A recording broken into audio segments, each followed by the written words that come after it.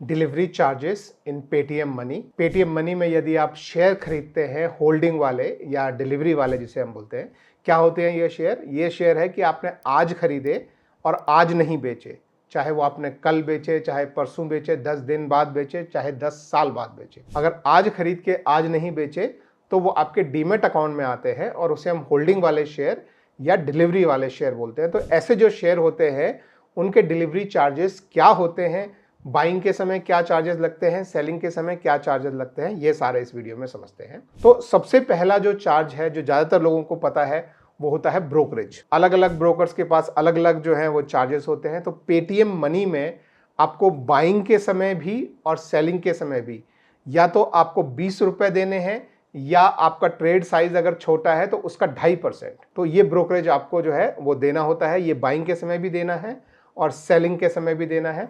20 रुपए या ट्रेड का 2.5%, इन दोनों में से जो भी छोटा अमाउंट है वो आपको देना है। तो मैक्सिमम आपको 20 रुपीज़ देने हैं। अगर आपका छोटा ट्रेड है और वो अमाउंट 2.5% जो है वो 20 रुपए से कम आ रहा है तो वो कम अमाउंट आपको देना है। अगर वो 2.5% 20 रुपए से ज़्यादा आ रहा है तो आपको सिर्फ 20 रुपए देने हैं। तो ये आपको ब्रोकरेज देना है। इसके अलावा और भी बहुत सारे चार्जेस होते हैं, स्टैंडर्ड चार्जेस, जो कि मैं आपको स्क्रीन पे दिखा देता हूं। तो यहां आप देख सकते हैं, एक आपके सामने एक्सचेंज के टर्नओवर चार्जेस होते हैं जो कि एनएसई में 0.0032% लगते हैं और बीएसई में 0.00375% लगता है। तो बीएसई में थोड़े से ये चार्जेस जो हैं वो ज़्यादा होते हैं और ये चार्जेस जो हैं वो डायरेक्ट हमारे एक्सचेंज को जाते हैं, या तो एनएसई को या बीएसई को।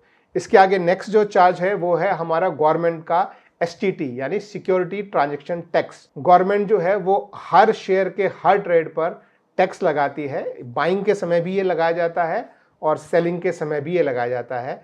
ये जो है 0.1% टैक्स होता है और ये प्रॉफिट पे नहीं, आपके जो है वो ट्रेड साइज पे। मान लीजिए कि आपने 100 रुपए के 10 शेयर खरीदे यानी 1000 रुपए के शेयर आपने खरीदे, तो उस पर 0.1% यानी 1 रुपये आपको टैक्स की फॉर्म में, STT की फॉर्म में आपको गवर्नमेंट ऑफ इंडिया को दे देना है। और ये सब तभी कट जाता है, आपका ब्रोकर जो है ये सब काट के आपके अकाउंट से वो भरता है। ऐसे ही अब आप दोबारा जब उसे बेचने आए, मान लीजिए आपने 1000 रुपये के शेयर खरीदे थे, 1 साल के बाद आप बेचने आए, वो 2000 के हो गए। तो 2000 के जब आप बेचेंगे तो आपका जो टोटल साइज जो 2000 है उस पर 0.1% यानी 2 रुपये जो है वो आपको उस समय भी STT जो है गवर्नमेंट को देना पड़ेगा। तो ये STT जो है, अगर आपका ट्रेड साइज बहुत बड़ा होता है तो उसमें ये अमाउंट काफ़ी जो है वो मेजर हो जाता है, क्योंकि यही सबसे बड़ा चार्ज होता है ब्रोकरेज के बाद। थर्ड जो चीज़ है जो हमको चार्ज लगता है वो होता है सेबी के टर्नओवर चार्जेस, जो कि 0.001% है। इसके बाद हमारा GST लगता है। GST किस किस चीज़ पर लगता है? आपका GST लगता है ब्रोकरेज के ऊपर, आपके सेबी चार्जेस के ऊपर, एक्सचेंज टर्नओवर चार्जेस के ऊपर, और एक और चार्ज होता है DP चार्ज, उसकी भी मैं अभी बात करूंगा।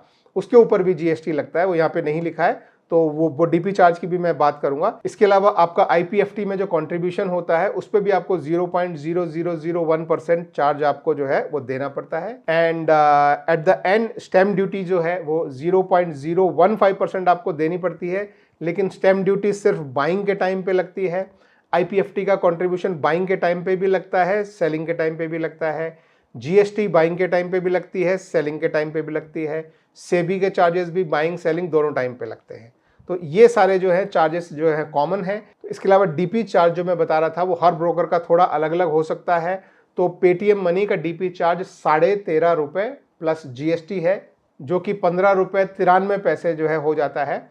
और ये हर एक शेयर पे लगता है, मतलब हर एक कंपनी पे या हर एक स्क्रिप्ट पे एक बार लगता है एक दिन में।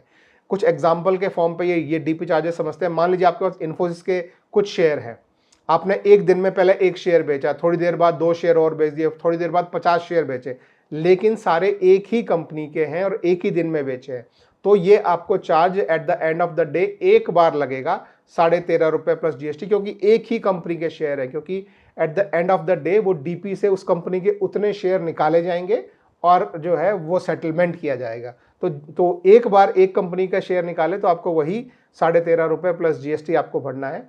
लेकिन अगर आप एक दिन में 2 कंपनी के शेयर बेचे, मान लीजिए आपने एक इन्फोसिस के बेच दिए और एक SBI के बेच दिए, और वो दिन में कितनी भी बार बेचे हों वो मैटर नहीं करता है। अगर 2 कंपनी के शेयर बेचे हैं तो 2 कंपनी के शेयर DP से निकाले जाएंगे, यानी आपके डीमेट अकाउंट से निकाले जाएंगे।